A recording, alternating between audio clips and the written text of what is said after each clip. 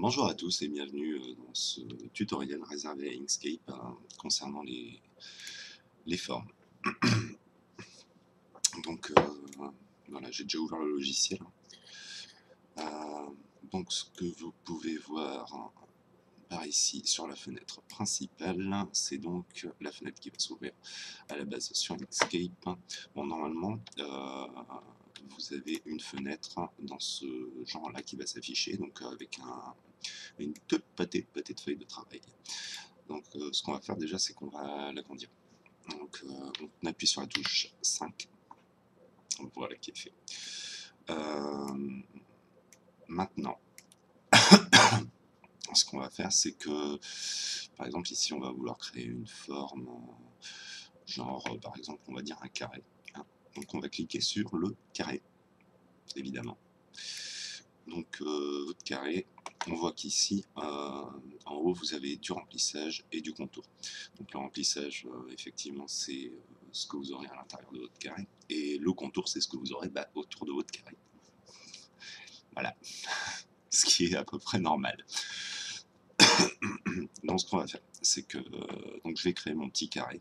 Donc je vais appuyer sur la touche CTRL, clic gauche, et je vais agrandir pour obtenir un carré en fait parfait. Donc la touche CTRL enfoncée en plus de votre clic gauche, ça vous permet d'avoir un rectangle parfait. Si vous désirez un rectangle imparfait, donc vous appuyez uniquement sur la touche gauche de votre souris et vous pouvez faire ce que vous voulez, un rectangle, un carré, un truc losangulaire, bref. Voilà, donc je vais supprimer ça. Donc voilà, on se retrouve avec notre carré. Donc le carré, une fois que vous cliquez gauche dessus, vous avez la possibilité de le déplacer. Donc où vous voulez sur la feuille, vous cliquez une deuxième fois dessus pour le faire tourner. Voilà.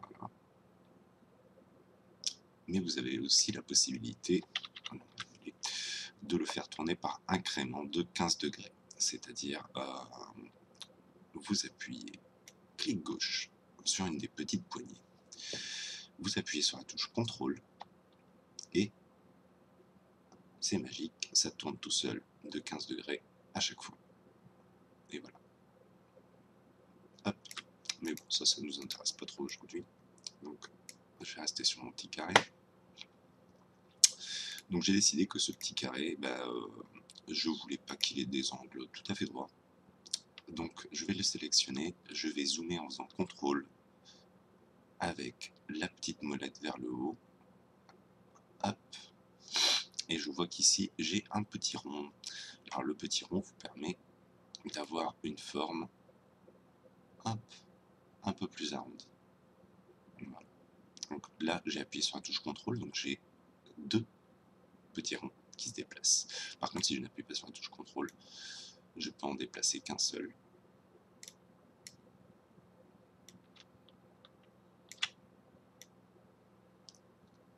Voilà. Indépendamment du second. Voilà.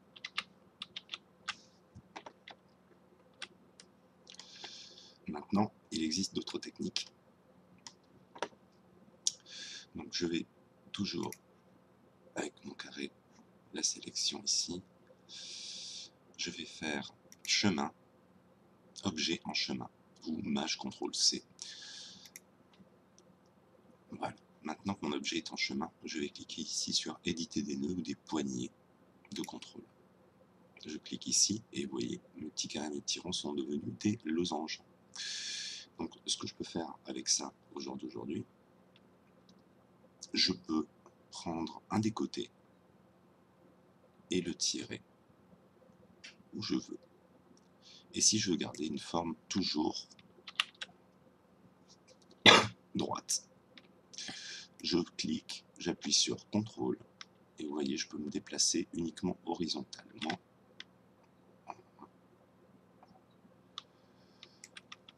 CTRL Z.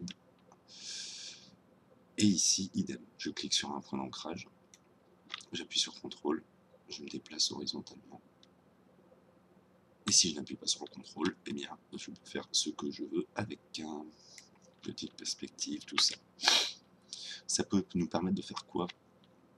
C'est toute la question. Hop, je vais déplacer mon petit carré. Voilà. Je vais prendre par exemple, hop, je suis caché, un petit rond. Un petit rond, donc je fais toujours CTRL pour obtenir un cercle parfait. Même opération, objet en chemin. Éditer des nœuds. Et là, ici, par exemple, je n'ai pas envie trop d'avoir du noir ici. Donc je vais le transformer en tiens, petite orange clair. Un petit jaune. Oh, non, orange clair, c'est bien. Je vais le déplacer. Hop. Éditer des nœuds. Je clique sur la poignée du haut. J'appuie sur CTRL. Bouton gauche de la souris. Je tire.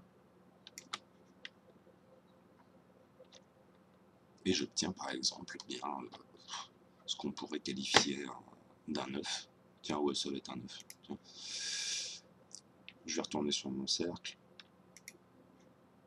Mince. Je vais retourner sur mon cercle. Oui, parce que si vous laissez l'œuf sélectionné et que vous changez la couleur ici, tout votre œuf il va changer, obligatoirement. Donc je vais désélectionner mon œuf. Je reprends le petit cercle. Je prends la couleur blanc pour le remplissage ici. J'appuie sur CTRL, je clique, je tire. Hop. Disons que j'ai un œil. Je vais sélectionner mon œil. Je vais dupliquer, donc CTRL D. Ça nous fait une copie de cet œil qui est directement sélectionné. Vous cliquez dessus, touche CTRL, et je vais le décaler de ce côté-là. On va dire que je vais le faire tourner un petit peu. Bon, peut-être pas. Je vais le laisser comme ça, il est bien comme ça. Et je vais décider de désélectionner, ajouter une couleur noire ici pour faire ma petite pupille que je vais dupliquer pour avoir exactement la même taille, que je vais sélectionner, CTRL et hop, que je vais placer ici. Voilà, donc nous avons un tout petit œuf. Ah, tiens, j'ai ma fille qui se réveille.